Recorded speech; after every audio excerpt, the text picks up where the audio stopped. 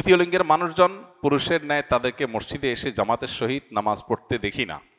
এতে মুসলিম উম্মার দায়বদ্ধতা কি? প্রায় সমাজে তাদেরকে নিয়ে বিদ্রূপ করা হয়।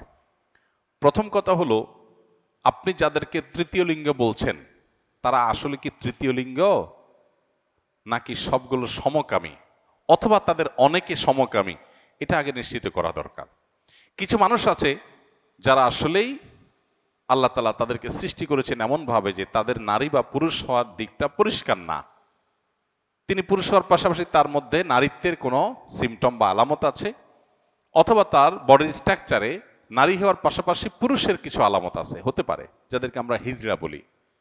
এই হিজড়া বা তৃতীয় লিঙ্গ, এই মানুষগুলো যদি ফিজিক্যাল টেস্টের মাধ্যমে, মেডিকেল টেস্টের মাধ্যমে তারা যদি তৃতীয় লিঙ্গ বা হিজড়া প্রমাণিত হয়, তাহলে শরিয়ার নীতিমালার আলোকে তাদের ফ্যাসিলিটিস তাদেরকে দিতে হবে। রাষ্ট্র এবং সমাজের সেখানে দায়বদ্ধতা আছে, এবং এক্ষেত্রে তাদেরকে যে কোণঠাসা করে রাখার প্রচেষ্টা, সেটা বন্ধ করতে হবে।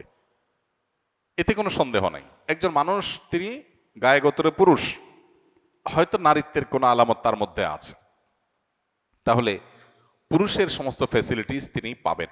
মসজিদে আসবেন, পুরুষের সাথে নামাজ পড়বেন, এবং ট্রিটমেন্ট করে যদি পরিপূর্ণভাবে তার নারীত্বের যে ইস্যুগুলো আছে সেগুলো রিমুভ করে তাকে স্বাভাবিক পুরুষে পরিণত করা যায়, শরীর সেটাকে অ্যালাউ করে।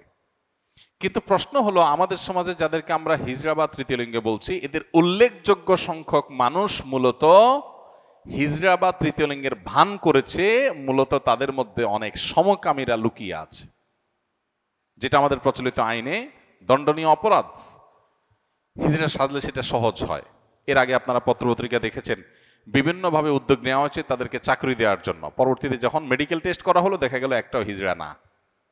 এরকম অনেকগুলো ঘটনা ঘটেছে এবং পত্রপত্রিকায় এসেছে।